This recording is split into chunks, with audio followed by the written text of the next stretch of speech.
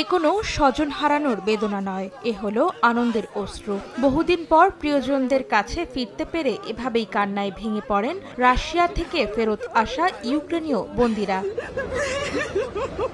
এর মধ্যে বেশ কয়েকবার যুদ্ধবন্দী বিনিময় করেছে দেশ দুটি। সোমবার সংযুক্ত আরব আমিরাতের মধ্যস্থতায় আবারও সম্পন্ন হলো বন্দী বিনিময় কার্যক্রম। রুশ প্রতিরক্ষা মন্ত্রণালয় জানিয়েছে ১৫০ ইউক্রেনীয় বন্দীর বিনিময়ে সমান সংখ্যক রুশ সেনাকে মুক্তি দেওয়া হয়েছে। আমি আমার দেশের মাটিতে আছি, আমার পতাকা আর আমার প্রিয়জনকে দেখতে পারছি, এটাই আমার কাছে সবচেয়ে গুরুত্বপূর্ণ বিষয়। আমি ক্যামেরার সামনে নিজেকে ধরে রাখতে বাধ্য হচ্ছি, কিন্তু আমার ভীষণ কাঁদতে ইচ্ছা করছে। মনে হচ্ছে আমি জ্ঞান হারিয়ে ফেলবো। আমি আমার মাকে অবশেষে দেখতে পেয়েছি। ইউক্রেনের উত্তরাঞ্চলের একটি হাসপাতালে প্রিয়জনদের ফিরে পেতে অপেক্ষায় ছিলেন স্বজনেরা।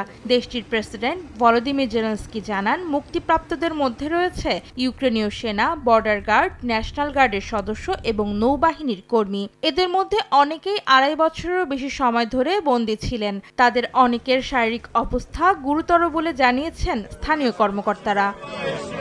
অন্তরা সেন, সময় সংবাদ।